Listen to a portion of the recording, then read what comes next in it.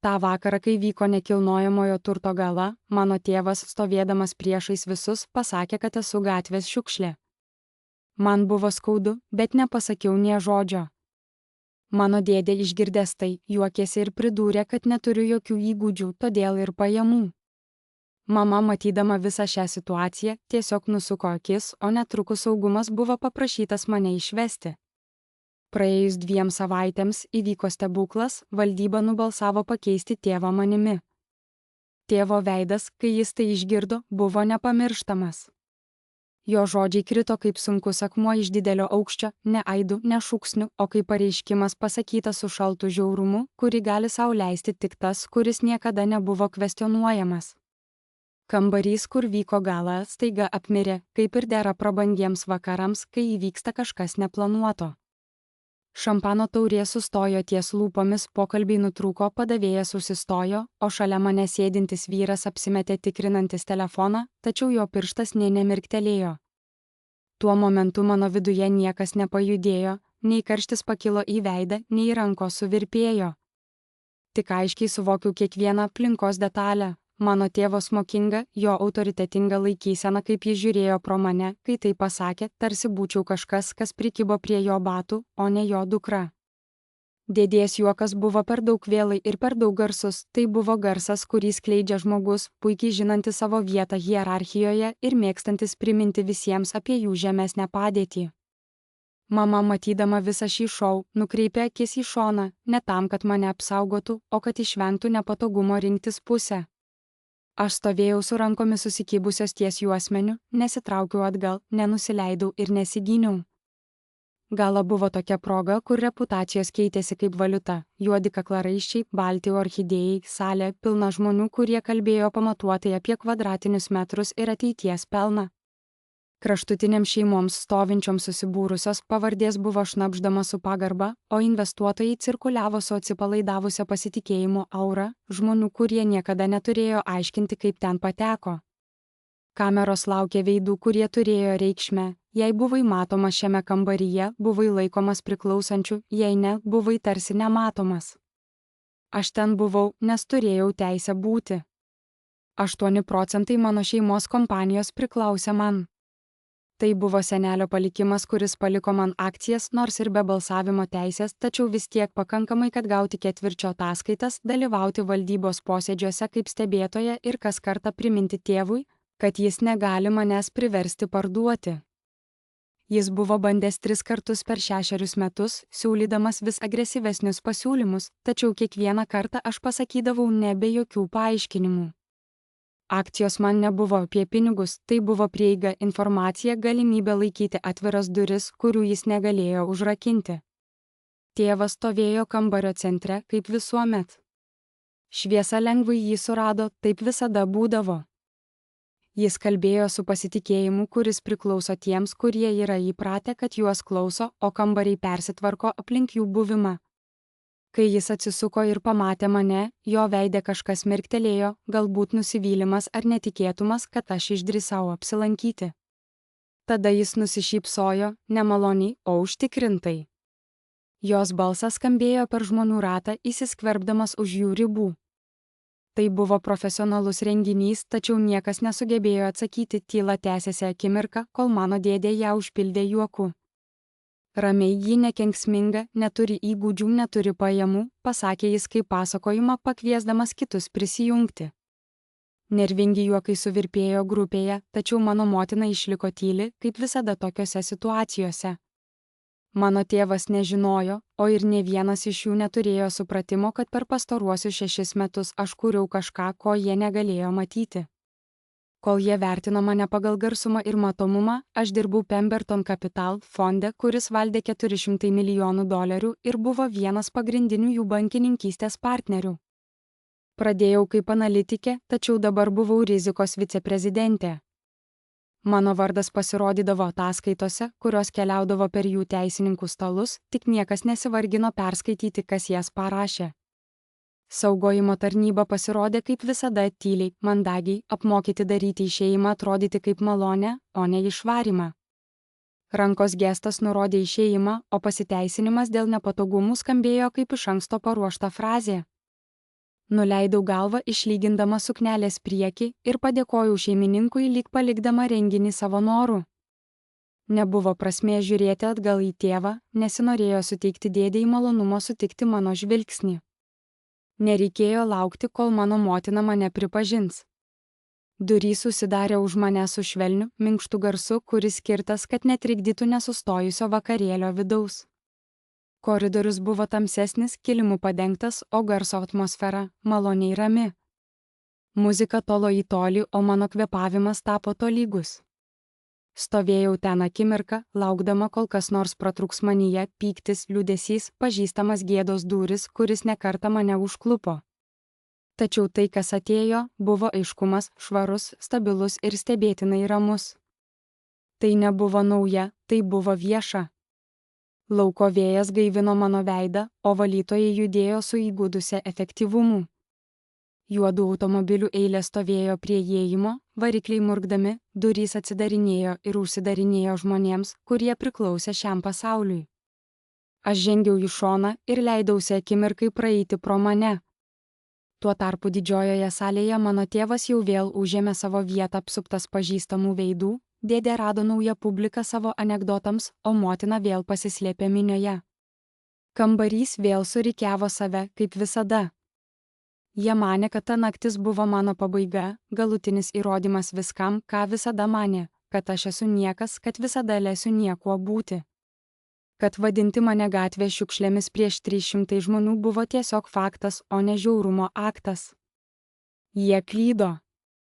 Ta naktis nebuvo pabaiga, tai buvo paskutinis skyrius istorijoje, kurią aš rašiau 6 metus. Istorijoje, kurios jie niekada nesuvokė. Prieš 2 savaitės aš sėdėsiu mažesnėje posėdžių salėje, be šviestuvų, be šampano, be auditorijos, kurią reikėtų įspūdinti, tik balsavimo stalas ir mano tėvo pasaulio griūtis, kurią girdėsiu aplink save. Kiekvienas šventės šviesų mirgėjimas ir apgalvoti šypsenų judesiai atgaivino prisiminimus, kurie buvo užslėpti giliai mano atmintyje. Stovėjau koridoriuje šalia didingų šviestuvų ir suvokiau, kad ši akimirka nebuvo pirmas kartas, kai tylėjau, bet buvo pirmas, kai pilnai supratau, kodėl mano tylėjimas tapo norma.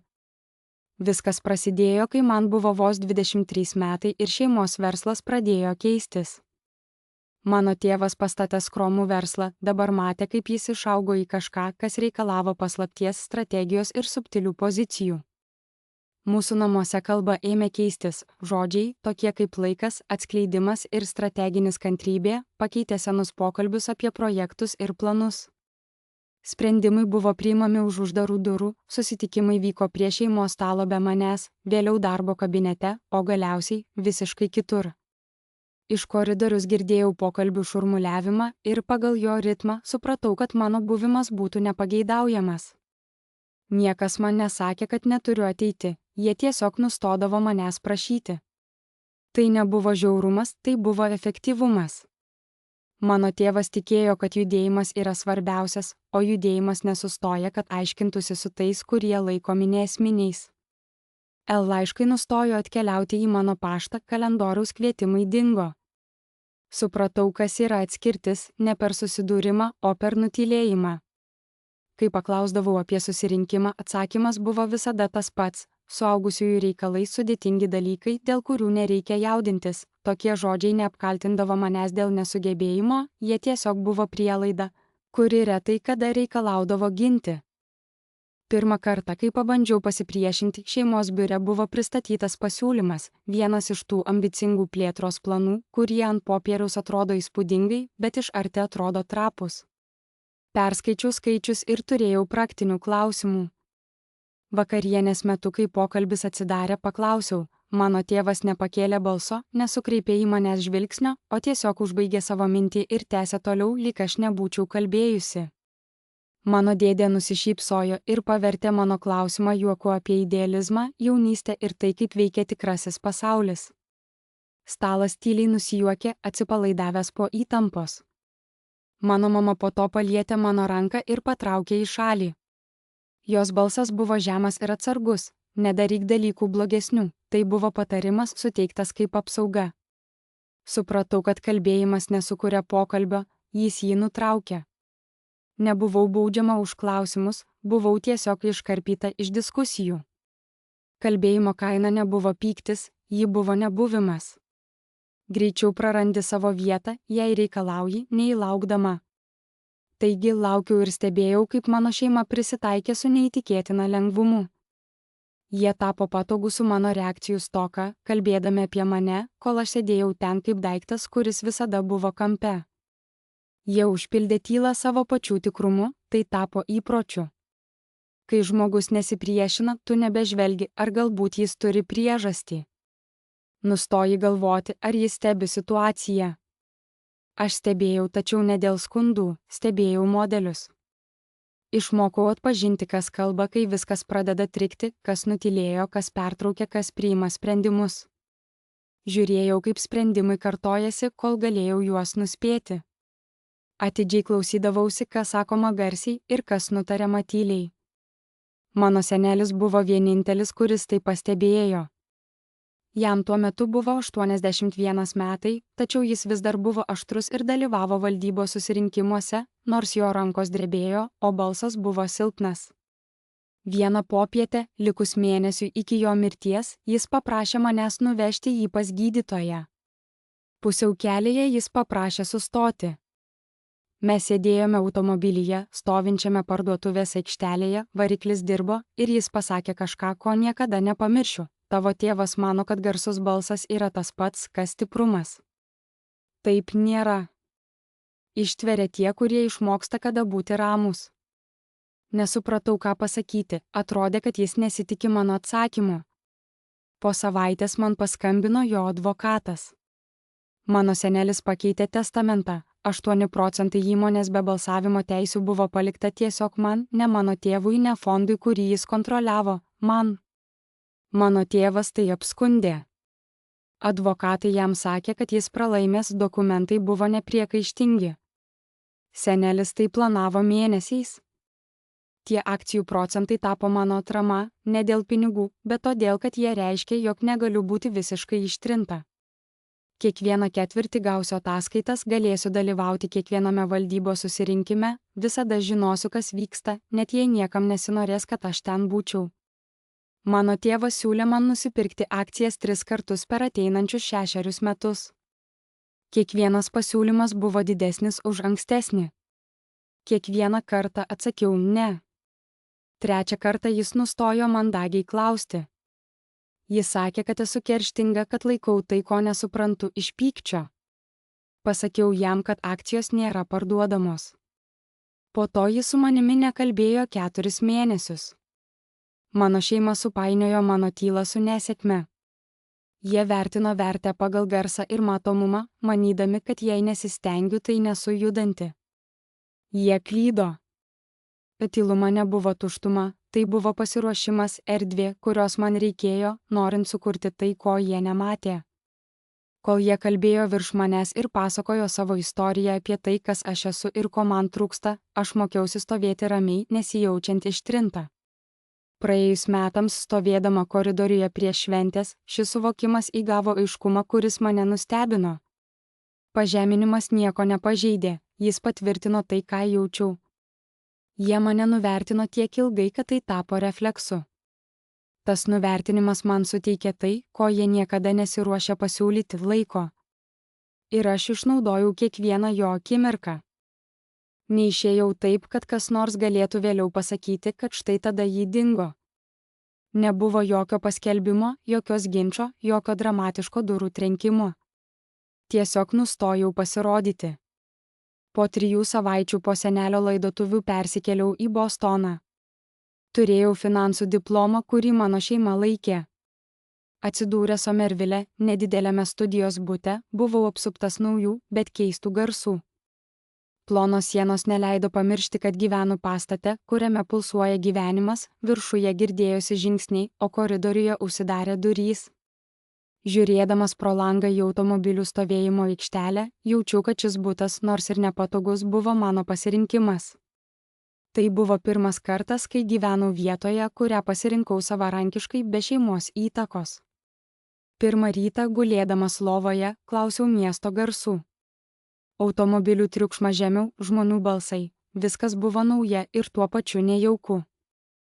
Niekas nesitikėjo manęs pusryčių, niekas neklausė, kodėl nepasirodžiau susitikime, kuriame niekada nebuvau pakviestas. Ta laisvė turėjo suteikti džiaugsmą, tačiau ji labiau priminė stovėjimą ant bedugnės krašto, kai supranti, kad nėra jokios apsaugos. Per 6 savaitės išsiunčiau 47 darbo paraiškas. Atsakymų sulaukiau iš 11 kompanijų, o interviu buvau pakviestas į 7. Deja, 6 iš jų baigėsi atmetimu. Atmetimai buvo skirtingi, kai kurie mandagūs laiškai pasiekdavo mane per 24 valandas, kiti buvo telefoniniai skambučiai, kurių metu kalbėtojas skambėjo beveik atsiprašydamas, tarsi tai būtų jų malonė, jog nešvaistė mano laiko. Vienas atmetimas tiesiog užsitęsė tyloje, kol pagaliau supratau, kad tylėjimas taip pat yra atsakymas.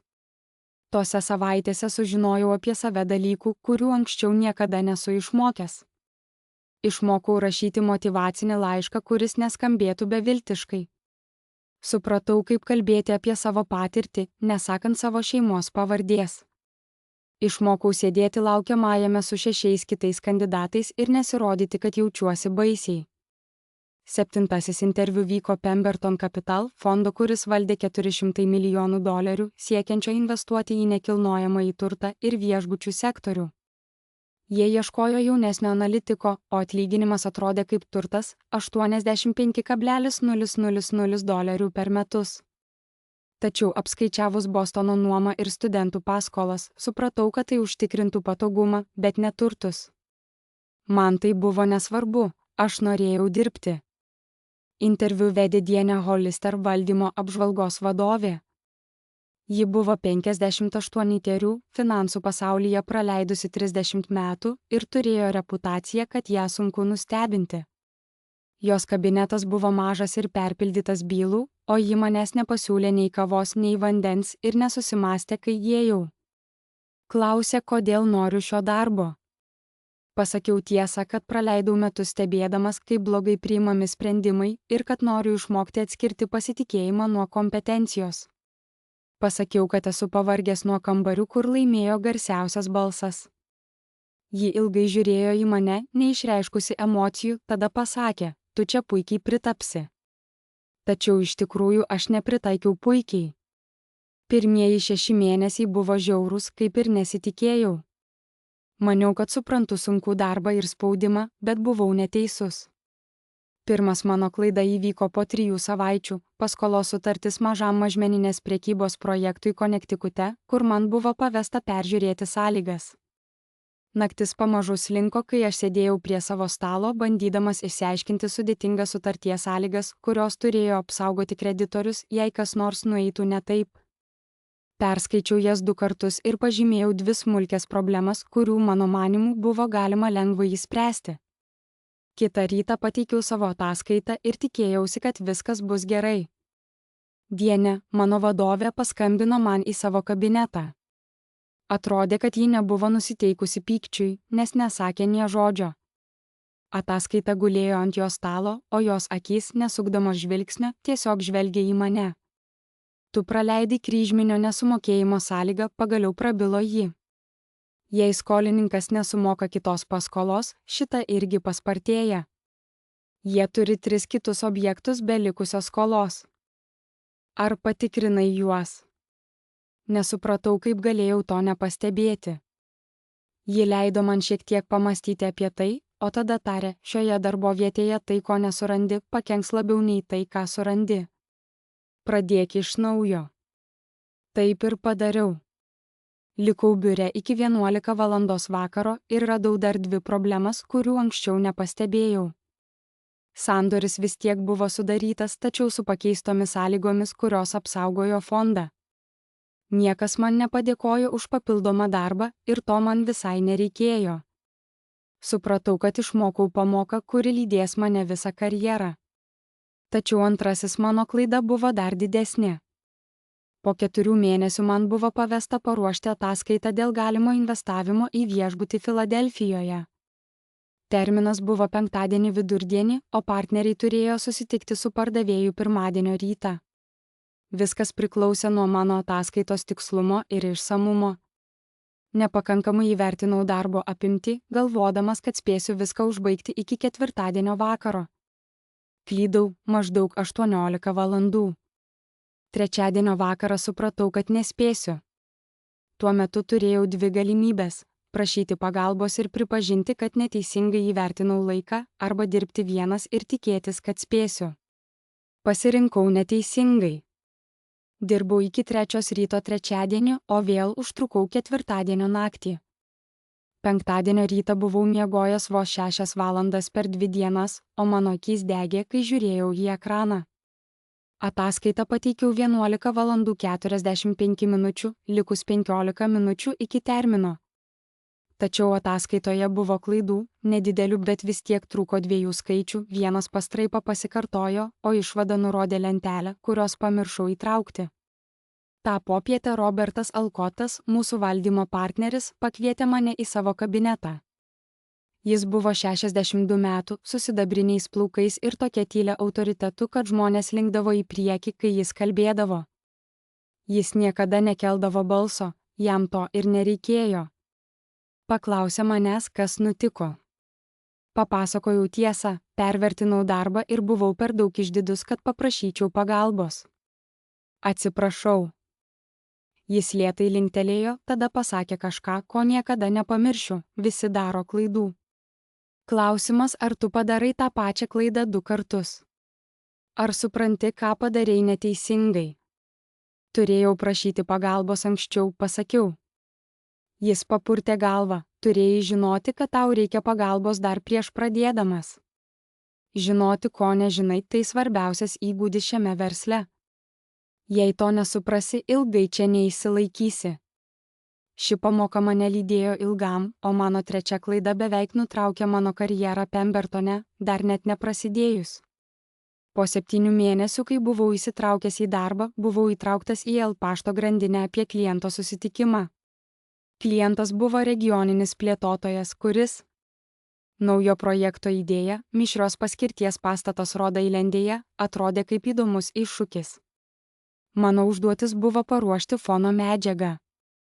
Nieko sudėtingo, tik klientų istorijos su fondų santrauka ir bet kokie aktualūs rinkos duomenys. Pradėjau ruošti dokumentus, prisijungiau prie savo El pašto, pridėjau paruoštus failus ir įvedžiau kliento vardą gavėjo laukelyje. Deja, nepastebėjau, kad pasirinkau neteisingą kontaktą. Mūsų sistemoje buvo 2 žmonės su panašiais vardais. Vienas buvo klientas, o kitas konkurentas, kuris buvo dalyvavęs sandoryje, kuri žlugo prieš 6 mėnesius. Kai paspaudžiau siųsti, nesuvokiau, kad išsiunčiau konfidencialią informaciją netinkamam žmogui. Apie savo klaidą supratau maždaug po 4 sekundžių. Jausmas, kuris mane apėmė, buvo nepalyginamas su niekuo, ką buvau patyręs anksčiau. Tai nebuvo baimė, tai buvo kažkas šalto, suvokimas, kad padariau ką nors, ko nebegalėjau atšaukti. Nedelsdamas nuėjau pas Dianą. Nepradėjau slėpti savo klaidos ar bandyti spręsti ją pats. Papasakojau jai viską, kas nutiko. Ji ilgai tylėjo, tada pakėlė telefoną ir tiesiogiai paskambino konkurentui. Aš stovėjau ten klausydamasis, kaip ji ramiai ir profesionaliai aiškina situaciją. Paprašė jo ištrinti El laišką, net nepasigilinus į priedus, ir padėkojo už jo diskretiškumą. Jis sutiko. Ar jis iš tikrųjų ištrynė jį, net nepažiūrėjęs, niekada nesužinosiu. Kai ji padėjo telefoną, pažvelgė į mane, o jos veidas buvo sunkiai skaitomas. Tai buvo teisingas sprendimas, pasakė ji. Dažniausiai žmonės stengiasi tai užmaskuoti. Dabar tu turėjai teisingą reakciją, o dabar grįžk prie savo darbo ir nesukelk man gėdos dėl to, kad tave išlaikau. Grįžau prie savo stalo ir stengiausi nesukelti jai gėdos. Po to kažkas pasikeitė, nors ir nedramatiškai, ne per naktį, bet pamažu. Klaidos tapo retesnės, darbas tapo pažįstamesnis. Pradėjau suprasti ne tik tai, ko ieškoti, bet ir kodėl tai svarbu. Išmokau skaityti dokumentus kaip Diana, ieškodamas to, kas trūksta, o ne to, kas yra. Išmokau užduoti paprastus klausimus, kurie atskleidė argumentų silpnybės. Išmokau sėdėti kambaryje, kuriame buvo protingesnių ir labiau patyrusių žmonių ir pateikti idėjų, apie kurias jie nebuvo pagalvoję. Baigęs pirmuosius metus, nebuvau tas, kurio visi tikėjosi nepavyks. Tiesiog buvau dar vienas analitikas atliekantis savo darbą.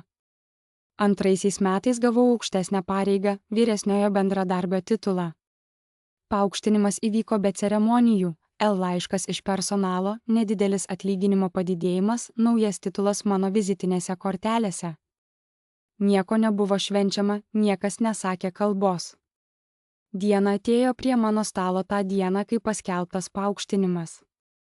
Ji nesusigrąžino manęs, o tiesiog pasakė, dabar prasideda tikrasis darbas, ji buvo teisė. Tuo tarpu mano šeima gyveno kaip ir anksčiau. Apie jų gyvenimą sužinodavau išgirdęs antrąją ranką per retkarčiais gaunamus laiškus iš pusbrolių ar fragmentus naujienų, kurios prasisunkia per bendrus pažįstamus. Jaučiausi plūduriuojantis, sakė jie, imantis laiko, vis dar ieškantis. Buvo jau 3 metai Pembertono universitete, kai aš pirmą kartą žengiau į kambarį, kuriame nebuvo paskelbta, kas aš esu. Tai buvo nepaprasta patirtis, nes iki šiol visada vykdavo tam tikras vertinimas, o čia, šiame paprastame, neutralių sienų fone, niekas nedemonstravo jokio susižavėjimo ar išankstinio nusistatymo. Kambarys buvo paprastas konferencijų erdvė 7 aukšte. Jame nebuvo blizgančių šviestuvų ar išpuoselėtų paviršių, kurie signalizuotų paveldėtą turtą. Ilgas stalas buvo pažymėtas metų naudojimo žymėmis, o kavos puodeliai spietėsi netoli elektros lizdo lyg po ranka palikti dalykai. Kilimas prie durų buvo nusidėvėjęs, nes šimtai kojų buvo ėjusių tuo pačiu taku. Langai atsivėrė į kitą biurų pastatą, kur, jei gerai žiūrėdavai, galėjai matyti žmonės dirbančius prie savo stalų. Žmonės atėjo be ceremonijų, padėjo savo krepšius, atidarė užrašų knygelės ir pradėjo kalbėti dar prieš visiems užimant vietas. Kai žengiau į vidų, niekas net nepakėlė akių. Ir šį kartą ta dėmesio stoka manęs neįžeidė, ji buvo neutrali. Šiame kambaryje niekam nerūpėjo mano pavardė, niekas nežinojo apie mano senelio akcijas, mano tėvo kompaniją ar šeimos vakarienės, kuriuose man buvo išmokyta tylėti. Aš buvau tiesiog dar vienas žmogus su užrašų knygelė, dar vienas balsas, kuris galbūt buvo verta išgirsti, o gal ir ne.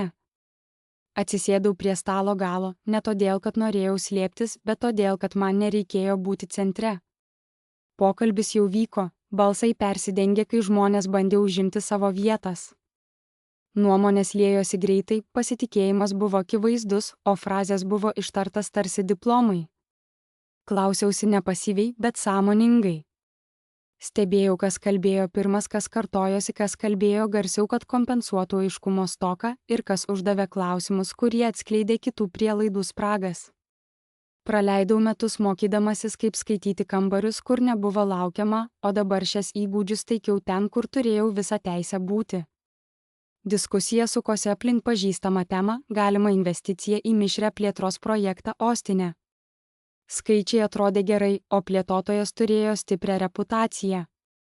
Visi norėjo judėti į priekį, o energija kambaryje buvo optimistiška, netgi nerimastinga. Tačiau tada praktiškas klausimas, be jokių puošmenų, praskriejo pro diskusiją. Jį uždavė Diana Hollister, kurios balsas skambėjo labiau pavargusiai nei sužavėtai. Kas nutiks, jei pagrindinis nuomininkas atsitrauks prieš baigiant statybą? Šis klausimas susiliko ore neatsakytas, jis buvo kaip trapus tiltas, jei leistum jam kaboti per ilgai. Po to sekė tylos akimirka, akys persikėlė, kažkas nusičiaudėjo, vienas iš vyresniųjų asistentų pradėjo kalbėti, bet sustojo. Buvo akivaizdu, kad atsakymo nežinojau. Kalbėjau ne todėl, kad reikėjo būti išgirstam, bet todėl, kad tą naktį perskaičiau nuomos sutartį ir pastebėjau kažką, kas visiems kitiems buvo nepastebėta. Pagrindinis nuomininkas turėjo nutraukimo sąlygą susijusią su statybos vėlavimais. Jei projektas vėluoja daugiau nei 90 dienų, jie gali pasitraukti su minimaliu nuostoliu. Žinodamas, kad praėjusiais 3 projektais vidutiniškai buvo 112 dienų vėlavimas, supratau, kad situacija yra rimta. Salėje nebuvo nei plojimų, nei šypsenų, tačiau atmosfera pasikeitė. Kėdė šiek tiek pasisuko mano link, kas nors užrašė mano žodžius. Dėmesys tapo tikslingas, nors ir ne per daug akivaizdus. Susitarimas nebuvo priimtas. Po 2 savaičių papildomų analizių mano prielaida pasitvirtino, rizika buvo per didelė. Po to susirinkimo žmonės pradėjo kreiptis į mane be išankstinio pranešimo, uždavinėjo tikslinius, aiškius klausimus, o aš atsakydavau taip pat kaip ir pirmą kartą, be jokio pretenzingumo, be bandymų užimti erdvę, kurios man nebuvo pasiūlyta. Tai buvo svarbu, neperdėti, nesistengti sužavėti. Tokiose patalpose pasirodymas dažnai vertinamas kaip nesaugumas, o pasitikėjimas savimi neturi būti puošiamas. Dienė pradėjo man duoti sudėtingesnių užduočių. Tai nebuvo apdovanojimas, o testas. Ji tiesiog numesdavo dokumentus ant mano stalo be jokių paaiškinimų, krūvą medžiagos apie galimą įsigijimą, finansinius ataskaitas, kurios ne visai susijungė, sutartį su kalba, kuri atrodė standartinė, bet kažką netaip jausdavosi. Sužinok, kas čia negerai, sakydavo ji ir nueidavo. Pirmasias kelias kartas praleidau valandas ieškodamas problemų, kurios pasirodydavo akivaizdžios, kai tik jas surasdavau. Atsakomybė paslėpta pastaboje, nuomos sąlyga, kuri netitiko santraukos prognozę, paremta prielaidomis, neturinčiomis pagrindo. Kiekvieną kartą, kai jai pristatydavau savo radinius, ji klausydavo be jokių emocijų, tada užduodavo klausimus, ne tam, kad mane iššūkiai, o kad pamatytų, ar suprantu, kodėl tai svarbu, kas galėjo nutikti, jei būtume tai praleidę. Ji mokė mane mąstyti ne tik apie iškilusią problemą, bet ir matyti visą vaizdą, o ne tik atskirą fragmentą. Vieną popietę, praėjus maždaug 4 mėnesiams po susitikimo Ostine, ji paprašė manęs pasilikti po komandos apžvalgos. Tu turi gerą intuiciją, pasakė ji. Tai buvo artimiausias dalykas, kurį kada nors esu girdėjęs iš jos. Tačiau intuicija nepakanka, reikia išmokti jomis pasitikėti, bet nesijausti arogantiškai, nežinojau kaip reaguoti. Ji tęsė, mačiau daug talentingų žmonių, kurie sudegė, nes pradėjo tikėti savo reputaciją. Jie nustodavo dirbti, manydami, kad problemas pamatys be paieškų. Būtent tada įvyksta klaidos, nuleidau galvą. Ji ilgai žiūrėjo į mane. Tu nesielgi taip, dar ne. Išlaikyk tai buvo daugiausia, ką ji man buvo pasakiusi per vieną pokalbį. Praėjus 6 mėnesiams po Ostino sandorio, Robertas Alkotas paprašė manęs pasilikti po partnerių susirinkimo. Buvau pakviestas stebėti ir daryti užrašus. Vieną dieną sėdėdama susitikime su visais 4 valdančiais partneriais, pajutau, kad mano buvimas toje patalpoje yra kažkas ypatingo. Tai buvo pirmas kartas, kai išvydau juos visus kartu. Susitikimo tema buvo portfelio paskirstimas, o aš daugiausia klausiau, nieko nesikišdamas. Tačiau vienu momentu, kai kalba pasisuko apie prastai sekantį nekilnojamąjį turtą Denverio mieste, be jokio apmąstymo įsitariau, kad per pastaruosius 6 mėnesius pasikeitė turto valdymo įmonė, o naujoji turėjo istoriją. Kaip sumažinti išlaidas, kas paveikė nuomininkų išlaikymą. Tai buvo nedidelis pastebėjimas, net nesitikėjau, kad kas nors jį užfiksuos. Tačiau kai susitikimas baigėsi ir visi išėjo, Robertas, vienas iš partnerių, mostelėjo man likti. Tu pastebėjai tai, ko niekas kitas nepastebėjo, pasakė jis. Tai retai, nodit, nors ir nesugebėjau pasakyti nieko, jis atsilošė kėdėje. Jo kabinetas buvo mažesnis, nei tikėjausi, pilnas knygų ir failų, o ne apdovanojimų ir nuotraukų kaip daugelyje kitų matytų vykdomųjų kabinetų. Aš dirbu šioje srityje 35 metus, tęsė jis. Žinai, ką išmokau? Žmonės, kurie ilgai išlieka, nėra tie, kurie daugiausiai kalba. Tai tie, kurie mato tai, ko kiti nenori matyti, daugiau nieko nesakė ir to jam pakako. Ta akimirką suvokiau, kad įgūdžiai, kuriuos išsiugdžiau, kad išgyvenčiau savo šeimoje, nebuvo silpnybės, bet privalumai. Stebėjimas, laukimas, pastebėjimas to, kas kitiems buvo per sunku matyti, tie patys bruožai, kurie namuose mane padarė nematomą, čia tapo man vertingi. Tarp mano šeimos ir šios naujos aplinkos kontrastas buvo akivaizdus. Mano šeimoje statusas ir autoritetas buvo garsus ir paveldėti, sustiprinti pasikartojimo ir pasiekimų. O čia, šioje chaotiškoje patalpoje, pasiruošimas ir rezultatai buvo svarbiausi. Nieko nejaudino, kas tu esi ar kokį vardą nešioji. Sėdėdamas tamsėjančioje šviesoje, suvokiau, kad radau tai, ko anksčiau nežinojau, kad ieškau. Vietą, kur kompetencija kalba garsiau už paveldą, kur nereikėjo gimti su patikimumu, kad jį užsitarnautum. Po to sekė daugiau kvietimų, pakankamai nutolusių, kad išbandytų mano nuoseklumą. Vienas susitikimas, tada kitas, vis sudėtingesni sandoriai su didesnėmis rizikomis. Pasibaigus 4 metams Dienė rekomendavo mane aukštesniai pozicijai, vadovaujančiam analitikui valdymo peržiūroje. Tai reiškia, kad aš būsiu atsakinga už savo vertinimus, tiesiogiai teiksiu rekomendacijas partneriams, prisiimsiu atsakomybę už sprendimus, kurie galėjo kainuoti fondui milijonus, jei suklysiu. Naujas titulas atnešė ne tik padidinimą, bet ir mažą kabinetą, tačiau svarbiausia buvo tai, ką jis simbolizavo. Nebebuvau testuojama, dabar manimi pasitikėjo. Kai kalbėjau, tai buvo tikėtina, kai ne, kas nors užduodavo klausimą apie mano nuomonę. Mano nebuvimas susitikime būtų buvęs pastebėtas. Tai buvo permaina, taisyklė, kurią savo nustačiau, patvirtino savo vietą. Nebereikėjo skelbti, kas aš esu, nereikėjo taisyti prielaidų ar aiškinti savo istorijos. Darbas laikui bėgant atsiskleistų pats, o laikas, kaip jau išmokau, buvo galingesnis sąjungininkas nei paaiškinimai iš tolo.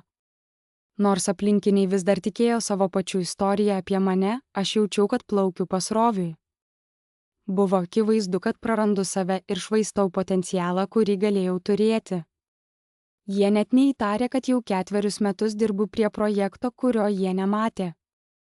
Kiekvienas ketvirtinis ataskaitos su mano analize praeidavo pro jų teisininkų ir buhalterių rankas, o fondas, nuo kurio priklausė jų finansavimas, vis labiau pasitikėjo manimi. Dar 2 metai galvojau, dar 2 metai mokymosi, dar 2 metai stebėjimo ir tada būsiu pasiruošęs. 5 mano metai Pembertone buvo lemtingas. Pirmiausia, pajutau pokyčius net prieš juos pavadindamas.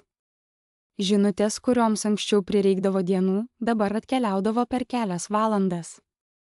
Kalendoriai, kurie atrodė nejudinami, pradėjo keistis be jokios priežasties. Susitikimai, kurie anksčiau vyko be manęs, staiga prisitaikydavo prie mano galimybių. Niekas apie tai nekalbėjo, nebuvo sveikinimų, tonas nesikeitė, jokių oficialių pranešimų. Mandagumas buvo pakeistas lūkesčiais ir būtent tai pajutau, kad kažkas esmingai pasikeitė. Aš nebebuvau tas, kurį fondas ugdė, aš buvau tas, kuriuo fondas pasitikėjo. Viceprezidento atsakomybė už riziką atėjo po 6 mėnesių mano 5 metų. Tai nebuvo staigmena. Dienė mane tam ruošė, suteikdama man daugiau atsakomybių ir atsitraukdama nuo sprendimų, kuriuos anksčiau priimdavo pati. Kai pranešimas pasiekė visus, jį tyliai linktelėjo man per konferencijų stalą, tarsi sakydama, pagaliau. Šis titulas reikšmingai pakeitė mano rolę, dabar buvau atsakingas už galutinį kiekvieno svarbaus sandorio, kurį fondas svarstė, patvirtinimą. Nieko nebuvo galima judinti be mano vertinimo, niekas nebuvo užbaigta be mano sutikimo. Atsakomybės našta palaipsniui užgulė mano pečius, tarsi užsivilkus paltą, kurio svorio net nepastebėjau, kol bandžiau jį nuimti. Man buvo 30 metų, aš dirbau Pembertone 5 metus ir buvau vienas iš svarbiausių žmonių fonde, valdžiusiame $400 milijonų. Ironiška, kad mano šeima vis dar manė, jog plaukiu pasroviui. Pirmasis tikras mano naujos pozicijos išbandymas atėjo su triukšmu. Sandoris, kuris atrodė stabilus, pradėjo skilti nedramatiškai, bet tyliai, kaip dažnai nutinka, kai struktūra po juo nebuvo gerai apgalvota. Visuomenėje buvo daug nuomonių, teikiamų skubiai ir su pasitikėjimu. Balsai susipynė konferencijų salėje, siūlymai buvo pateikiami ir greitai atsisakomi. Kambarys norėjo greičio, norėjo patvirtinimo, bet neturėjo aiškumo. Sėdėjau stalo gale ir klausiau. Neprisėmiau atsakomybės už chaoso nuraminimą, tiesiog laukiau. Tada Robertas Alkotas atsisuko į mane, ne kaip į paskutinį variantą, ne kaip į vieną iš daugelio balsų, o kaip į asmenį, kurio užduotis buvo pamatyti tai, ko kiti nepastebėjo. Ką tu manai, uždavė jis klausimą. Tai buvo pirmas kartas, kai klausimas buvo užduotas su visa mano naujo titulo svoriu. Tai buvo Hartwell Hospitality sandoris. $85 milijonai refinansavimui mažųjų viešbučių tinklui, turinčiam 4 objektus pietvakariuose. Dokumentai atrodė tvarkingai, investuotojų pristatymui buvo išpuoselėti, atlikta išsami analizė. Derybų kambaryje tvyrojo neįprasta įtampa. Jaunesnioji komanda, dirbusi prie projekto, nieko nerado, tačiau viduje kirbėjo nuojauta, kad kažkas nėra gerai. Visi norėjo, kad sandoris būtų užbaigtas, o mokesčiai žadėjo pagerinti ketvirčio skaičius. Tačiau aš jaučiausi, kad pasitikėjimas, tvyrantis ore, juda greičiau nei faktai, kurie jį palaikė. Prašiau dokumentų, tačiau niekas nenorėjo grįžti prie pradinių bylos pateikimų, dukterinių įmonių struktūrų ar nuomos sutarčių dėl kiekvieno turto. Prieš mane stovėjo visiškai pasimetę veidai, lyg būčiau švaistęs laiką. Sandoris jau buvo paruoštas uždaryti, kodėl man reikėjo popierizmo, kurį jau buvo peržiūrėję. Nemedžiojau atsakymų, tiesiog paprašiau dokumentų. Praėjo savaitė, kol galiausiai atradau tai, ko kiti buvo nepastebėję. Viešbučių tinklo finansų direktorius tyliai užstatė 2 įmonės turtus asmeniniam kreditui, 12 milijonų dolerių, paimtų iš turtų, kurie turėjo užtikrinti mūsų investicijas. Ši informacija buvo paslėpta dukterinės įmonės dokumentuose, kurių niekas nebuvo ieškojęs, nes niekas nesitikėjo, kad ten ką nors ras. Dukterinė įmonė turėjo kitą pavadinimą, o bylos pateikimas vyko kitoje valstybėje. Reikėjo žinoti, kur ieškoti, o niekas to nežinojo. Bet tai dar ne viskas. Investuotojų pristatymuose nurodyti užimtumo rodikliai buvo apskaičiuoti naudojant nestandartinę metodiką, kuri išpūsdavo skaičius 15%. Jie laikė kambarius užimtais, jei jie buvo rezervuoti bet kuriuo mėnesio metu, net jei rezervacija vėliau buvo atšaukta. Perskaičiavus pagal pramonės standartus, jų pagrindinis objektas Scottsdale'yje užimtumo rodiklis krito nuo 78% iki 63%. Tai pakeitė viską dėl jų pinigų srautų prognozių, turtas turėjęs tapti viso tinklo pagrindu, vos siekė nulinį pelną. Ir dar daugiau. Vienas iš jų 4 viešbučių, istorinis pastatas Santa Fe, susidūrė su ARIO atitikties ieškiniu. Pradinė pastato architektūra beveik nepalengvino prieinamumo asmenims su negalia, be didelių struktūrinių pokyčių. Remonto išlaidos buvo įvertintos nuo 3 iki 4 milijonų dolerių, o ieškinys buvo pateiktas prieš 8 mėnesius, tačiau ši informacija nebuvo atskleista jokiuose gautuose dokumentuose. Aš parašiau 40 puslapių ataskaitą, viską dokumentavau. Įtraukiau dukterinių įmonių pateikimus, perskaičiuotus užimtumo rodiklius ir teismo dokumentus dėl ieškinio. Sukūriau laiką, rodantį, kiek laiko kiekvienas klausimas buvo žinomas viešbučių tinklo vadovybei ir kada jie turėjo mus apie tai informuoti. Rekomendavau nedelsiant sustabdyti sandorį. Partneriai nebuvo patenkinti. Sandoris buvo paskelbtas viduje, santykiai su viešbučių tinklo savininkais buvo ant ribos, mokesčiai buvo numatyti ketvirčio prognozėse, o premijos buvo apskaičiuotos remiantis tais projektais. Vienas iš vyresniųjų partnerių, vyras vardu Davidas Webas, kuris pirmas atnešė šį sandorį į Pembertoną po mano pristatymo, pasitraukė į šalį. Jo veidas buvo įtemptas, vos suvaldomo pykčio. Ar supranti, ką darai? Paklausė jis. Ar supranti, ką tai reiškia fondui, santykiams? Per daugelį metų aš dirbau, kad pasiekčiau savo tikslus ir pagaliau supratau, ką tai reiškia, jei būčiau teisi. Kai susitarimas atrodė jau beveik užbaigtas, jis priartėjo arčiau, jo balsas tapo tylus ir rimtas. Ar esi pasirengusi būti ta, kuri sunaikino 85 milijonų dolerių vertę sandorį dėl dokumentų neatitikimų? Žiūrėjau į jį be jokio sukrėtimo.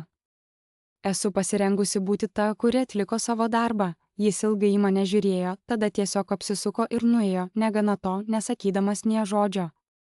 Galutinį sprendimą priėmė Robertas Alcotas. Nusprendėme tiesiogiai susisiekti su viešbučių tinklo finansų direktoriumi. Norėjome suteikti jam galimybę paaiškinti neatitikimus prieš visiškai atsisakydami sandorio. Susitikimas įvyko po 3 dienų. Finansų direktorius atskrido į Bostoną su 2 advokatais ir paruoštų pareiškimų apie nesusipratimus ir administracinius nesklandumus. Tačiau, kai parodžiau jam dukterinės įmonės dokumentų su jo parašu, jis nusidažė blyškiai. Jo advokatai paprašė pertraukos, bet daugiau niekada negrįžo prie derybų stalo. Per savaitę finansų direktorius atsistatydino, o sandoris sugriuvo. Viešbučių tinklo valdyba pradėjo vidaus tyrimą, kuris atskleidė papildomus finansinius nesklandumus, apie kuriuos net nebuvo žinota. Po 3 mėnesių Hartwell Hospitality Group paskelbė bankrotą. Kiekviena mano iškelta problema pasitvirtino. Turto vertės buvo mažesnės nei pusė nurodytos, o grynųjų pinigų srautų prognozės – fikcija. Jei būtume užbaigę tą sandorį, fondas būtų praradęs mažiausiai $30 milijonų, o gal ir daugiau. Rezultatas nebuvo skelbtas triukšmingai, nebuvo šampano ar kalbų apie išvengtą katastrofą, bet kažkas pasikeitė žmonių žvilgsnyje, kai jie į mane žiūrėjo. Po savaitės po bankroto Robertas Alkotas užsuko prie mano stalo. Jis nesėdo, tik stovėjo akimirką, žiūrėdamas į mane su veidu, kuris galėjo būti dėkingas arba galbūt ką nors kita reiškiantis. Tu mus išgelbėjai, jis tyliai pasakė. Noriu, kad žinotum, jog aš tai žinau, tada jis nuėjo. Davidas Webas niekada neatsiprašė, niekada nepripažino, kad buvau teisi, bet po to jis nustojo kvestionuoti mano vertinimus susirinkimuose. Tai buvo pakankamas pripažinimas. Mano vardas pradėjo skambėti pokalbiuose, kuriuose nebuvau dalyvavusi. Ne kaip pagyrimas, ne kaip nuopelnas, bet kaip nuoroda, jei Evelyn yra patenkinta. Mano vardas tapo patikimumo simboliu, tyliai žyminčiu, kad kažkas buvo tinkamai apsvarstyta. Kai klientai klausė apie mūsų atliktą patikrinimą, partneriai minėdavo mane vardu. Kai kiti fondai skambindavo domėtis potencialiais sandoriais, jie klausdavo, ar aš peržiūrėjau dokumentus. Tapo būtina ne todėl, kad buvau garsiausias balsas ar vyresnysis žmogus kambaryje, bet todėl, kad mačiau tai, ko kiti nepastebėjo, nes buvau pasirengusi būti nepopuliari, kad būčiau teisi. 6 metai tiek laiko užtruko, 6 metai stebėjimo, laukimo, mokymosi, nesėkmių ir pakilimo. 6 metai, kai buvau nematoma savo šeimai, bet tapau nepakeičiama tiems, kurie priklausė nuo manęs iš tolo. Mano šeima tęsė nuolatinį mano gyvenimo nesupratimą, tarsi tobulai suderinta melodija, tačiau dėja be jokio ritmo. Jie girdėjo, kad konsultuojuosi, vis dar bandydama išsiaiškinti savo kelią. Mano dėdė per šventinius vakarienes, kurių jau nebeaplankydavau, juokavo apie tai. Tuo tarpu mano tėvas net nebuvo užsiminęs apie mane, ir tai buvo savotiška nuoroda į tai, kaip jis mane matė. Atrodė, kad laikas man praeina, tarsi aš būtumėjau sustojusi ilgai trunkančioje pertraukoje, kol tikrieji pasirodymų herojai lipa į sceną. Iš tikrųjų, ironija buvo tokia aštri, kad ją galėjai pajusti. Tačiau jie nežinojo, kad Pemberton Capital buvo viena iš jų pagrindinių bankininkystės partnerių. Mūsų fondas buvo suteikęs tiltinį finansavimą 2 jų plėtros projektams, o mūsų rizikos vertinimai tapo neatsiejama jų paskolų dokumentacijos dalimi. Kiekvieną ketvirtį mano analizės ataskaitos krosdavo jų advokatų ir buhalterių stalus. Mano vardas puikavosi šiose ataskaitose – Evelina Ashford, rizikos viceprezidentė. Tėvas jų niekada neskaitydavo, turėjo žmonių, kurie tuo rūpindavosi, o tie žmonės niekada neužsimindavo apie mane, nes net neįsivaizdavo, kad tai galėtų būti svarbu.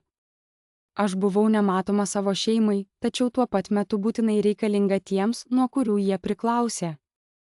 Architektūra po visų kojų keitėsi, o mano šeima to net nesuvokė.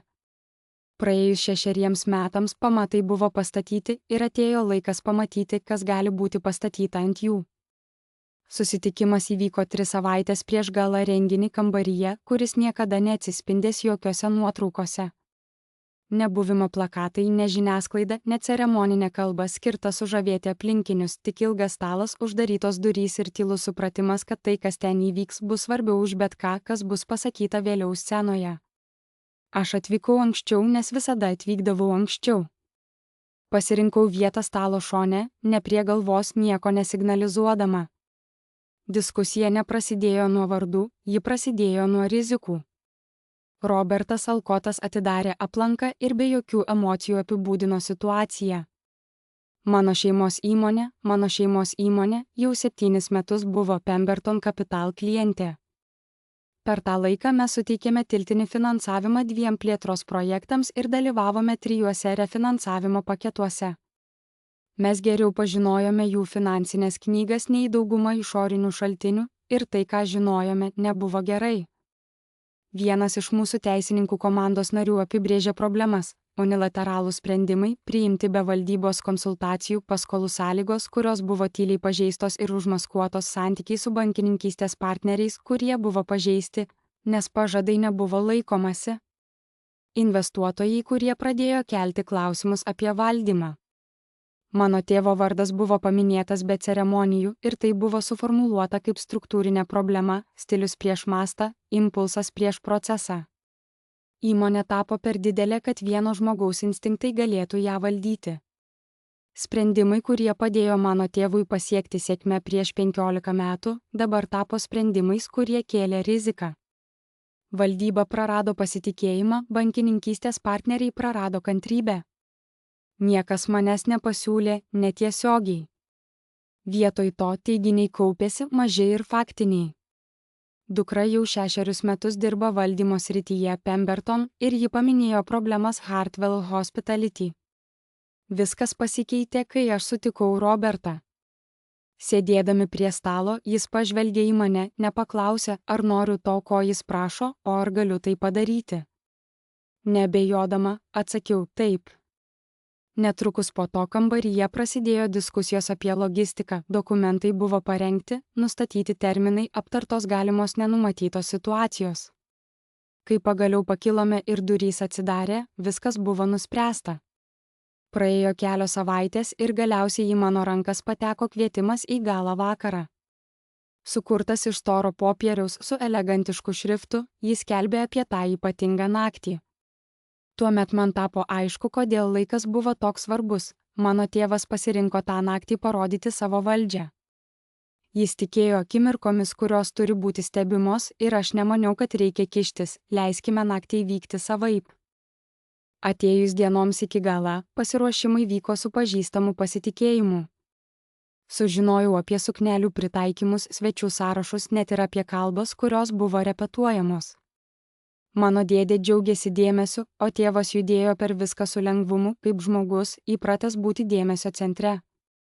Tačiau buvo ženklų, jei tik mokėjai juos perskaityti, paspaudimas iš valdybos nario, kuris neužtruko, vengiamas žvilgsnis, pokalbis, kuris baigėsi per greitai. Jam tai nebuvo svarbu, jis įprato būti patvirtintas, maišydamas pažinimą su lojalumu. 2 dienos iki galo mano mama paskambino. Tai buvo netikėta, nes ji retai skambindavo, o kai tai darydavo, paprastai perduodavo informaciją apie šeimos renginius, datas ir laikus be jokio komentarų. Tačiau šis skambutis buvo kitoks. Ji paklausė, ar aš važiuosiu į galą. Atsakiau taip ir po akimirkos ji pridūrė, kad man pasakys kažką, kas mane nustebino. Tavo tėvas pastaruoju metu buvo sunkus. Daugiau nei įprastai. Nežinau, kas vyksta, bet kažkas atrodo negerai. Nesureagavau, ji tęsė, jos balsas buvo atsargus. Žinau, kad tarp jūsų ir jo buvo sunkumų ir kad ne visada buvau teisinga tau, bet kas bebūtų, noriu, kad žinotum, aš matau daugiau nei manai, man tai skambėjo keistai. Aš daugelį metų interpretuodavau jos tylą kaip sutikimą su tėvu, kaip bendrininkavimą, kaip pasirinkimą.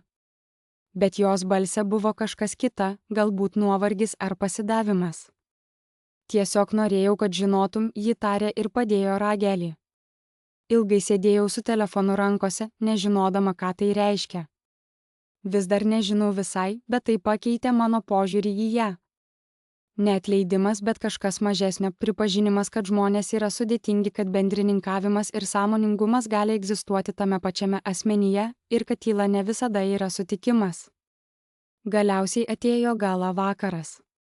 Pasiruošiau nesiruošdama, jokių kalbų, jokių atskleidimų, jokių atsakymų, repetuotų prieš veidrodį. Pasirinkau susilaikymą, nes jis išlaiko dalykus tvarkingus. Sprendimas buvo priimtas, o visa kita - teatras, kurio mokiausi ir kuris svarbus tik tiems, kurie tiki, kad kontroliuoja sceną. Atvykau žinodama, ko ta naktis turėjo būti ne man, o jam. Vieta spindėjo apgalvotai, laukdama savo akimirkos. Elegantiški akiniai ir šviesa, išdėstyti taip, kad signalizuotų amžinumą, tarsi turtas galėtų būti stabilizuotas tik per simetriją. Aš apsirengiau taip kaip visada, kai nenorėjau būti įsimenamas, švarios linijos, nieko triukšmingo, nieko, kas reikalautų interpretacijos. Pradėjau žengti pro duris be ceremonijų, atidaviau savo paltą, priėmiau taurę, kurios negersiu, tai nebuvo mano scena ir niekada nesumaišiau jo su viena. Kambarys buvo pilnas žmonių, kurie mokėjo priklausyti. Jie susibūrė į pažįstamas grupės, šiltai sveikindami vienas kitą, keisdamiesi atnaujinimais, kurie skambėjo asmeniškai, tačiau neturėjo jokios prasmės. Pajutau įprastą slydimą į nematomumą, kai praeidavau pro juos, linktelėjimai, kurie nesilaikė, akys, kurios tik užbėgo ir vėl pasuko. Kai kurie žmonės manęs visai nepažino, kiti pažino ir nusprendė nesikalbėti, niekas neklausė, su kuo atėjau, niekas neklausė, kodėl atėjau. Ta indiferencija tapo pamatu, kuris palengvino viską, kas sekė. Mano tėvas stovėjo beveik kambario centre, ten, kur jis mėgo būti, gravitacijos taške, apsirengęs pasitikėjimu. Jis judėjo po kambarį, tarsi tai būtų jo kūno pratęsimas, sveikindamas, priimdamas pagarbą, juokdamasis iš komentarų, kuriuos buvo girdėjęs 100 kartų anksčiau. Atrodė patogiai, užtikrintai, kaip vyrai, kurie mano, kad kambarys egzistuoja tam, kad juos patvirtintų. Mano dėdė buvo šalia, mėgaudamasis atspindėta dėmesio šviesa, stengdamasis įterpti save ten, kur galėjo. Mano mama liko arti, bet šiek tiek atsitraukusi stebėdama, bet nesimakaluodama, jos vaidmuo buvo tobulinamas per dešimtmečius. Pasvarstėjau apie mūsų pokalbį prieš 2 dienas, žodžiai, kuriuos ji pasakė be paaiškinimų. Ar ji žinojo, kas laukia? Ar tas skambutis buvo jos būdas mus abu paruošti? Stebėjau iš tolo ne dėl to, kad slėpiausi, bet nestebėjimas reikalauja erdvės. Naktis klostėsi numatytai, kalbos laukiamos, komplimentai sklandė, taurės vėl užpildytos, iliuzija apie kontrolę storėjo su kiekviena mainų akimirka. Žinojau, kas laukia, ne pačius žodžius, o impulsą slypinti už jų. Pokalbio viduryje jis pastebėjo mane. Pamačiau, kaip pasikeitė jo veidas, trumpas dirginimo blykstelėjimas, kai jis perprogramavo save, ką daryti su mano vaizdu. Aš buvau anomalija, kurios jis neplanavo, laisvas siūlas kambaryje, sukurtame demonstruoti autoritetą. Jis ilgai nesustodavo, sustojimas būtų reikalavęs apmąstymo. Jis pasirinko vaidybą. Jo žodžiai krito tiksliai skirti įskaudinti, šaligatvio šiukšlė, jis pasakė tai aiškiai, pakankamai garsiai, kad būtų išgirstas aplinkinių rate ir už jo ribų. Įžeidimas turėjo istorijos svorį, frazė, aštrinta per metus neapykantos, skirta pažeminti, nustatyti hierarchiją prieš liudytojus. Mano dėdė juokėsi, jo juokas per garsus, per greitas, nėra įgūdžių, nėra pajamų, jis pridėjo tai kaip anekdotą. Grupėje pasijuto diskomforto banga, keli priversti šypsenų, kosulys, kuris skambėjo kaip atsiprašymas. Mano mama nukreipė žvilgsnį, jos veidas atrodė ramus, bet aš užfiksavau kažką kitą jos išraiškoje kažką. Kambaryje pasklido keistas jausmas, tarsi liūdesys, kuris akimirkai sustabdė viską. Pokalbiai ėmė lėtėti, o vėliau visai nutrūko. Žmonės pajuto pokyčius, tarsi oras pasikeistų prieš lietų. Akys, kurios anksčiau žvelgė tiesiai, dabar vengė kontakto. Niekas nesikišo, niekas jo nepuolė. Aš neturėjau jėgų reaguoti, ginčytis ar bandyti juokauti. Tiesiog stovėjau ten, laikydama stiklinę, mano laikysena neutraliai, o veidas neskaitytas. Jis buvo įpratęs prie pasipriešinimo ar pasitraukimo, tačiau mano ramybė nesuteikė jam jokios galimybės stumti toliau. Tuo metu profesionaliai priartėjo apsauga, atvykusi su kažkokiu gestu, kurio nesugebėjau matyti, bet jautėsi kaip bangos sklindančios į šalis. Jie mandagiai pateikė prašymą, tarsi norėdami sušvelninti tai, kas vyko. Prieš jiems baigiant kalbėti, linktelėjau, padėjau stiklinę ant stalo ir suaviau išlygino savo suknelės audinį. Ačiū už vakarienę, tariau. Šie žodžiai skambėjo įprastai, net absurdiškai, tačiau jie turėjo prasmės. Pasukusi link durų, užfiksavau paskutinius kambario bruožus be jokių sentimentų. Tėvas jau buvo nukreipęs dėmesį, o momentas išsiplėtė. Paroda baigta. Mano dėdė vis dar šypsojosi, o mama liko stovėti, tačiau jos akys sekė mane iki durų ir jose pamačiau ką nors, ko niekada anksčiau nemačiau, ne gailestį, o pripažinimą. Durys užsidarė už manęs, o apšvietimas tapo mažiau viliojantis, bet kur kas sąžiningesnis. Neskubėjau, mano žingsniuose nebuvo skubos. Naktis pateikė tai, ką turėjo, tik ne tam, kuris manė, kad ją valdo. Tame pokylių salėje jie tikėjo, kad mane ištrynė, tačiau nežinojo, kad sprendimas buvo priimtas jau prieš 3 savaitės mažame kambaryje, kur dokumentai jau buvo pasirašyti, o terminai nustatyti. Po 2 savaičių turėjo įvykti balsavimas ir viskas pasikeis. Praėjo 2 savaitės po šventės be jokių incidentų. Sekiau naujienas, tačiau nesikartojau nakties įvykių galvoje. Grįžau prie savo rutinos, prie apgalvoto tempo, kuris mane atvedė iki šiol. Atsakinėjau į žinutes, peržiūrėjau medžiagą, pasirodžiau ten, kur buvau laukiama. Mano elgsena nesikeitė, nes tam nebuvo jokios priežasties. Sprendimas jau buvo priimtas, kalendorius tiesiog pavėlavo pasivyti.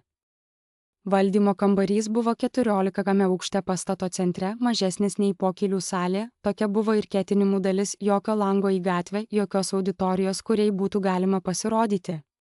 Stalas galėjo talpinti 12 žmonių. Šiandien jis talpino 9, 7 valdybos narius, mano tėvą ir mane. Atvykau 30 minučių anksčiau, norėjau būti sėdinti prieš kitiems atėjus. Pasirinkau savo vietą apgalvotai, sėdėjau šone, ne prie galvos, neparodydama nieko. Pirmasis valdybos narys atvyko likus 10 minučių iki valandos, tada dar 1, dar 3 greitai iš eilės. Jie pasveikino mane linktelėjimais profesionaliai ir neutraliai. Niekas nepaminėjo šventės, niekas nenusintė užuojautos ar nesiteiravo, kaip sekasi. Tai buvo ženklas, kad jie rimtai žiūri į tai, kas laukia.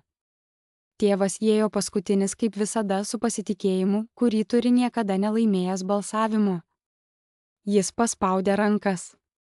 Žvilgsniai susitiko, šypseno švytėjo pažįstamų veidų, tačiau kai jis mane pamatė, akimirkai sustojo. Jo veide tarsi sušvisdavo klausimas, ką ji čia veikia. Jo balsas buvo ramus, tačiau aš išgirdau po juo slypinti įtampą. Priešais mane sėdėjo valdybos pirmininkas, vyras vardu Villemas Porteris, pažinojęs mano tėvą daugiau nei 20 metų. Jis atsakė nepakeldamas akių nuo dokumentų, ji turi stebėtojo teisės, turi 8% kompanijos, tėvo žandikaulis suspaudėsi, tai balsavimo teisė neturinti dalis, vis tiek ji yra savininkė, tarė Villemas. Ji lieka. Tėvas prisėdo prie stalo galvos, nepakeldamas akių į mane. Susirinkimas prasidėjo nuobodžiais ir metodiniais pranešimais, ketvirčio finansiniai duomenys, projektų atnaujinimai, bankininkystės santykiai. Tada perėjome prie valdymo klausimų. Villemas perskaitė paruoštą pareiškimą, jo balsas buvo lygus ir atsargus, be jokios emocijos. Buvo iškelti klausimai, pastebėti pavyzdžiai, sprendimai priimti be konsultacijų, pažeisti paskolų susitarimai, partneriai prarado pasitikėjimą, investuotojai pradėjo užduoti klausimus. Tėvas per pirmas 5 minutes 3 kartus įsikišo.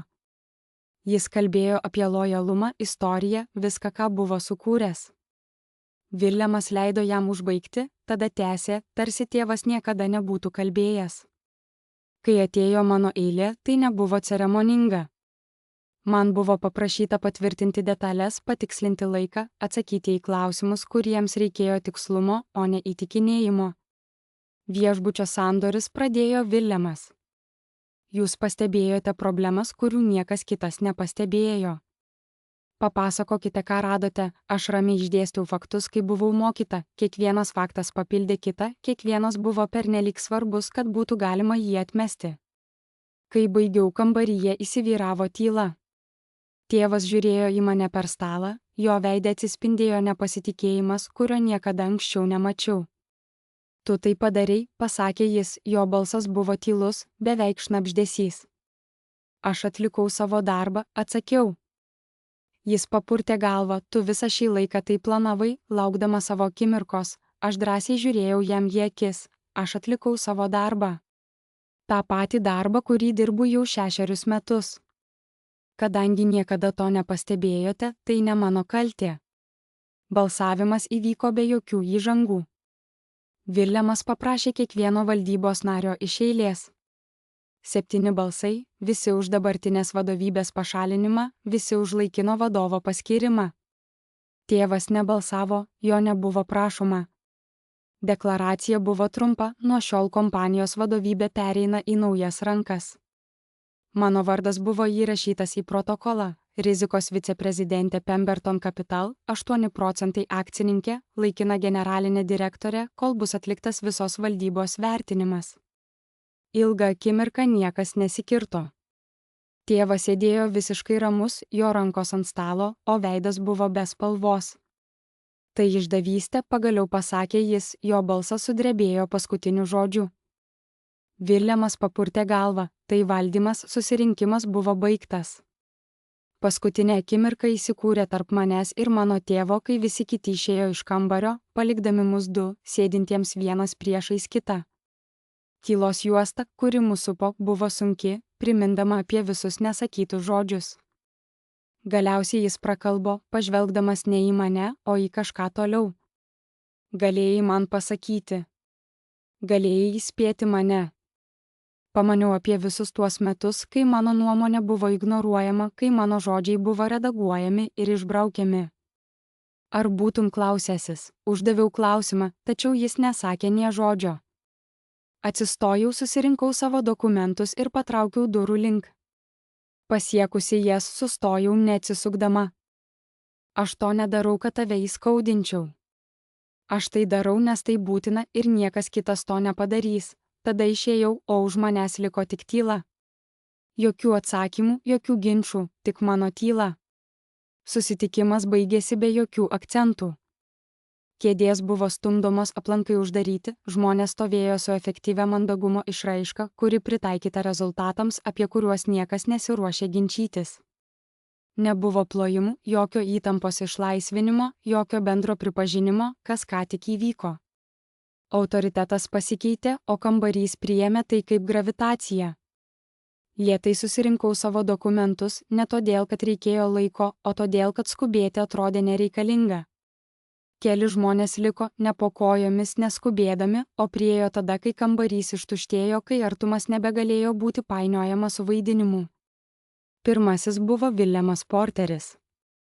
Jis paspaudė man ranką abiem savo delnais, jo tvirtas, bet neagresyvus sukibimas kalbėjo už jį, tavo senelis būtų didžiuojasi, aš linktelėjau, tai buvo vienintelis atsakymas, kurį galėjau suteikti.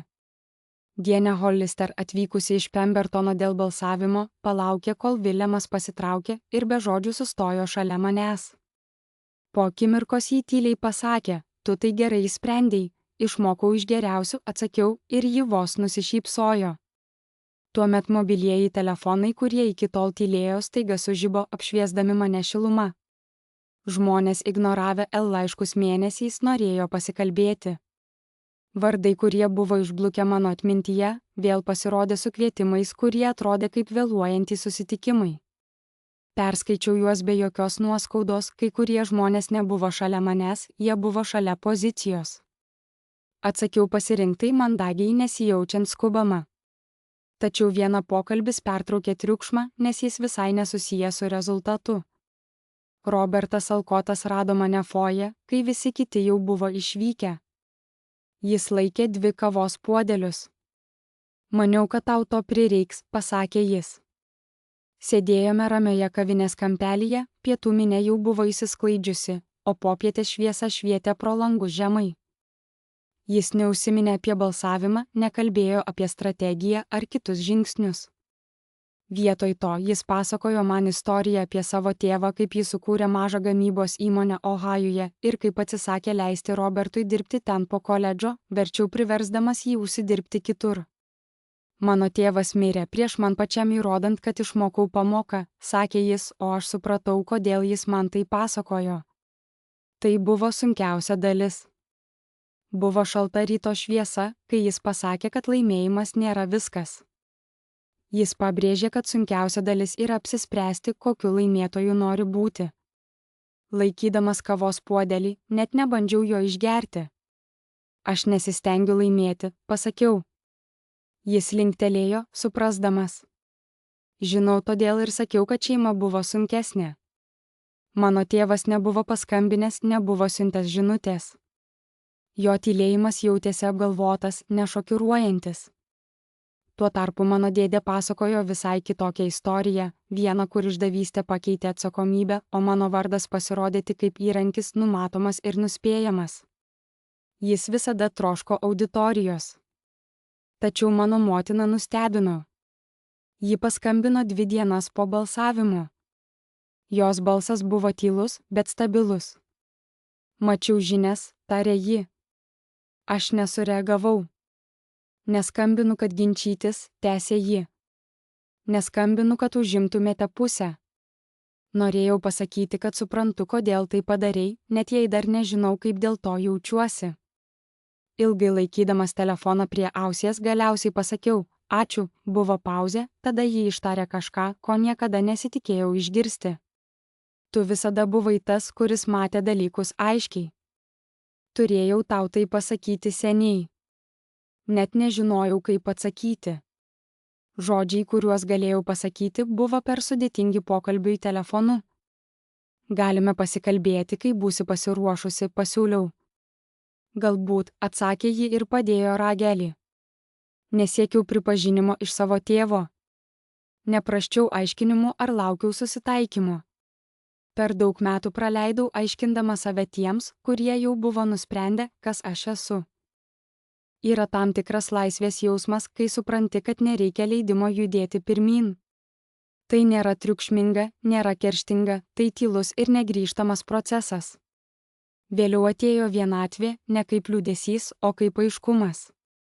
Pirmą kartą nebuvo nieko virš manęs, kas galėjo prisiimti sprendimų pasekmes, nieko, kam galėčiau pasikliauti, kai rezultatai buvo neaiškus. Atsakomybė buvo absoliuti ir ji nesuteikė jokio patikinimo. Pamokos, kurias išmokau apie lyderystę, buvo nepagailestingos, jos nesuteikia komforto, o verčia susidurti su savo pačių vertinimu ir klausia, ar pasitikė juo. Durys užsidarė be ceremonijų, kitos atsidarė tuo pačiu būdu. Darbas tęsėsi, nes jis visada tęsėsi. Galia nepasikeitė tiems, kurie stovėjo šalia manęs, jie atskleidė, kas niekada nebuvo šalia. Pirmą rytą po visko, kas pasikeitė, viskas atrodė beveik įprasta. Atvykau anksti prieš tai, kai pastatas prisipildė triukšmo. Įėjau į kabinetą, kuris buvo mano tėvo 15 metų.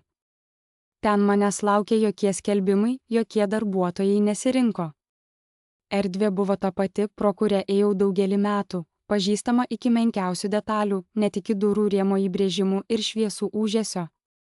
Stalas buvo tuščias, asmeniniai daiktai buvo pašalinti. Kas liko, buvo tik baldai ir funkcionalumas. Atsisėdau prie stalo ir atidariau darbotvarkę, kurią buvau parašęs praėjusią naktį. Tai nebuvo ambicinga, nebuvo didelių reformų, nebuvo simbolinių gestų, skirtų signalizuoti naują erą. Tai buvo sprendimai, kurie buvo atidėlioti per ilgai, nes jie buvo nepatogus netinkamiems žmonėms. Tai buvo tas darbas, kuris retai pelno aplodismentų, bet lemia, ar institucija gali išgyventi pati. Pradėjau nuo ten, nes būtent ten buvo susikaupusi žala. Atėjo laikas, kai mano mintys ėmė suktis ne apie tai, kas mane kadaise domino. Vietoj to aš vėl atradau paprastesnius, tačiau nemažiau svarbius dalykus - teisę nuspręsti be leidimo, teisę kalbėti be baimės, kad būsi vertinamas pagal toną, teisę nustatyti standartus ir tikėtis, kad jie bus laikomasi. Šios teisės man buvo atimtos seniai, dar prieš didžiąją šventę, po truputį nugriaužiamos sistemos, kuri maišė autoritetą su triukšmu.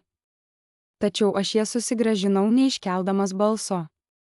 Pirmieji pokyčiai buvo tokie nedideli, kad kai kurie žmonės jų net nepastebėjo. Politika, kuri baudė už atsargumą, buvo panaikinta.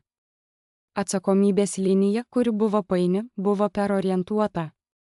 Procesas reikalaujantis pernelyg daug žmonių pritarimo, buvo supaprastintas iki tokio lygio, kad jis vėl tapo aiškus.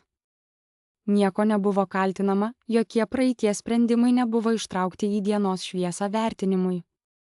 Aš pasakiau, kad šiandien viskas keičiasi ir judėjau toliau. Aiškumas buvo kur kas įtikinamesnis už pateisinimus.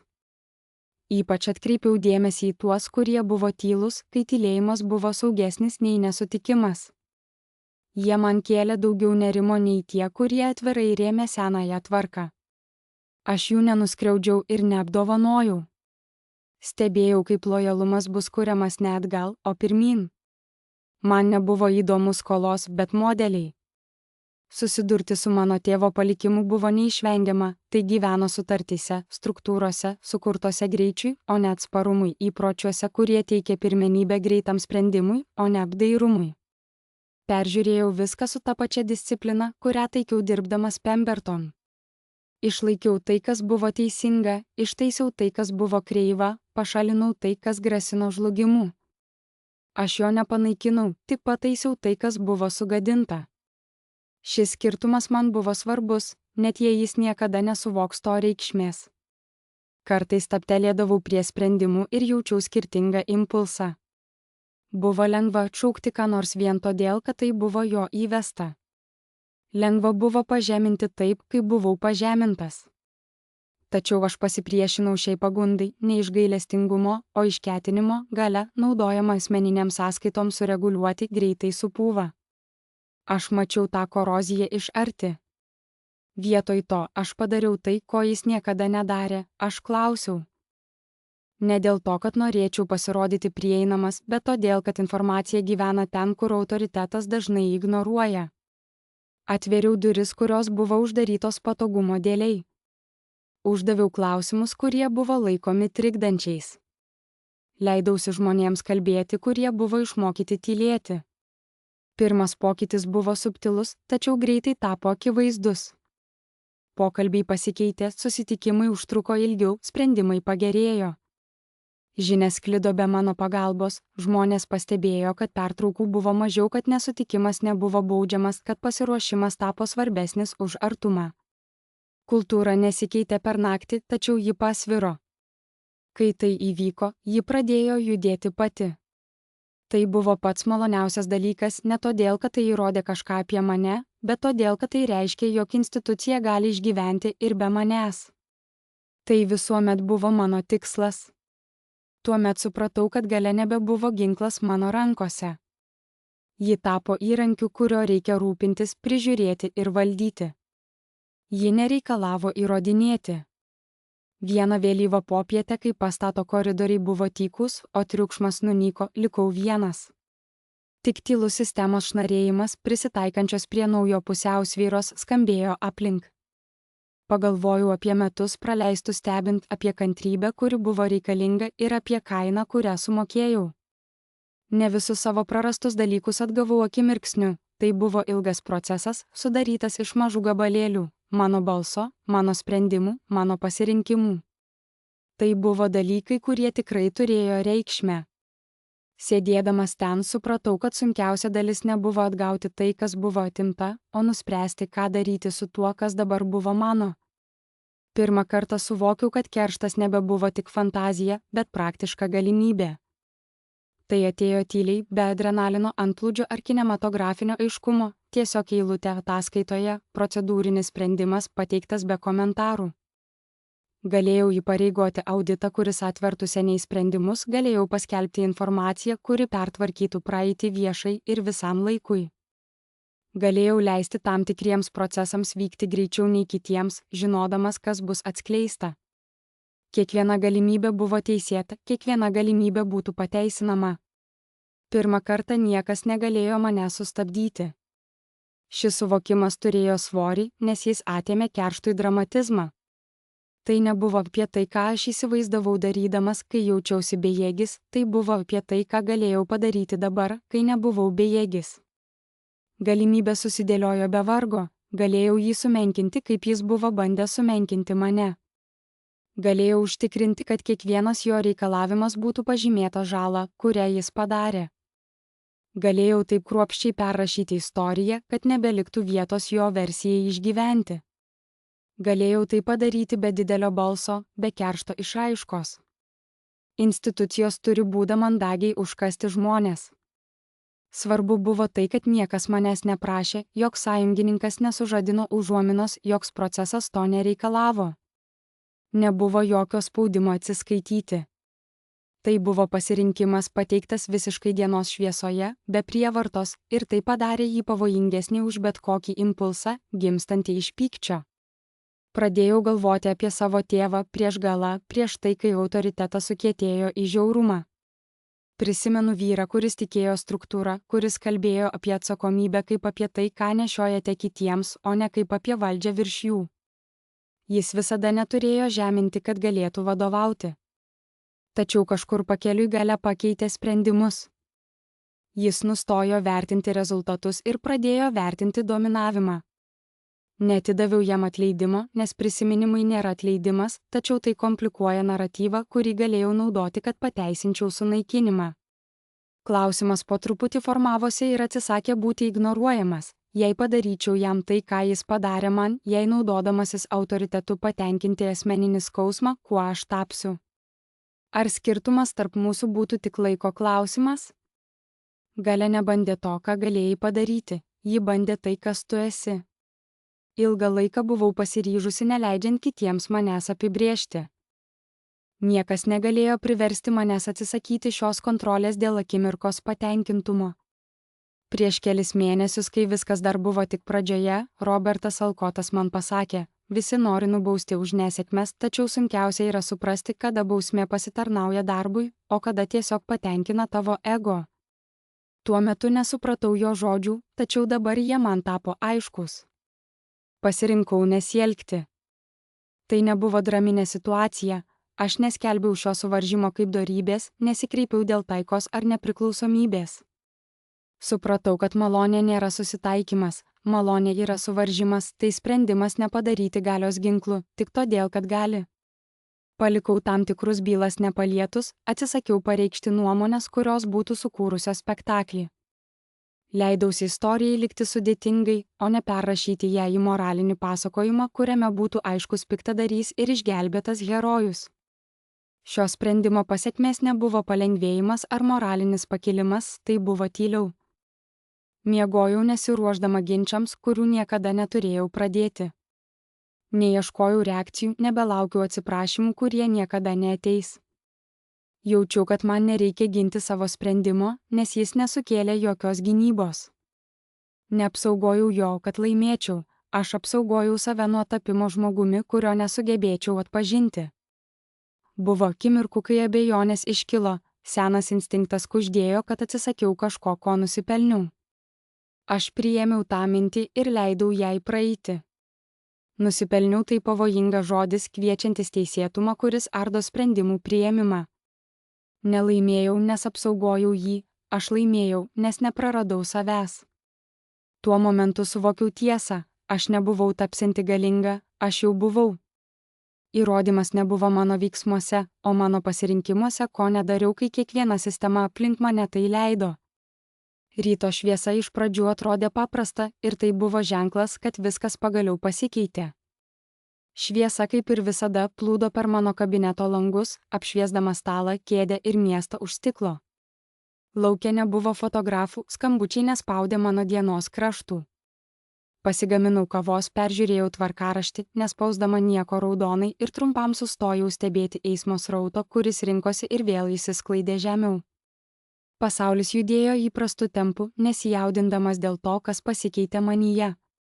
Šis stabilumas man pasakė daugiau nei bet koks pranešimas, ne dėl to, kad viskas sustojo, bet dėl to, kad tai nesustabdė ir aš daugiau nebereikėjau, kad pasaulis suktųsi aplink mane, kad jausčiausi tikra.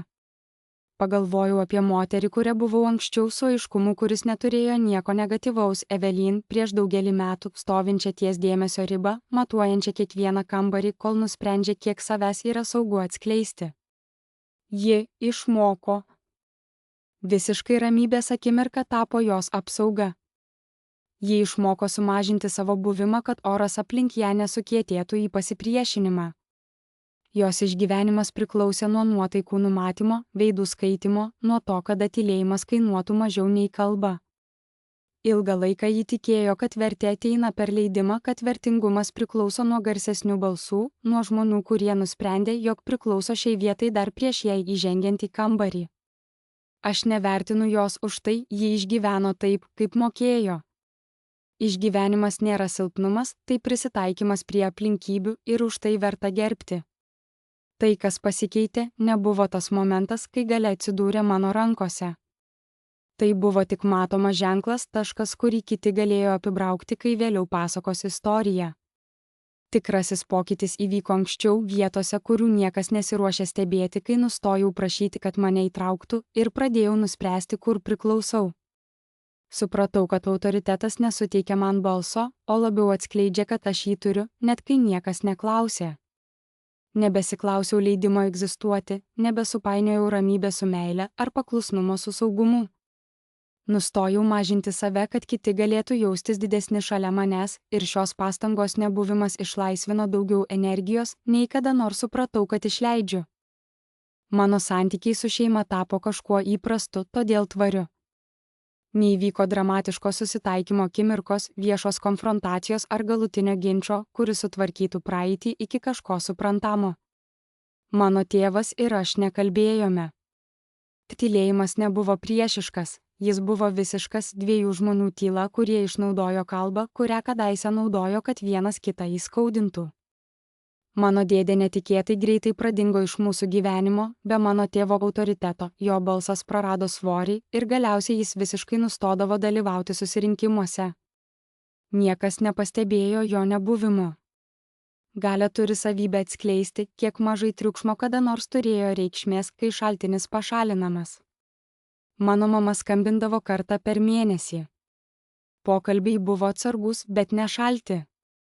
Kalbėjome apie orus, apie sveikatą, apie dalykus, kurie galėtų būti laikomi, nesugriaunant visko, kas liko.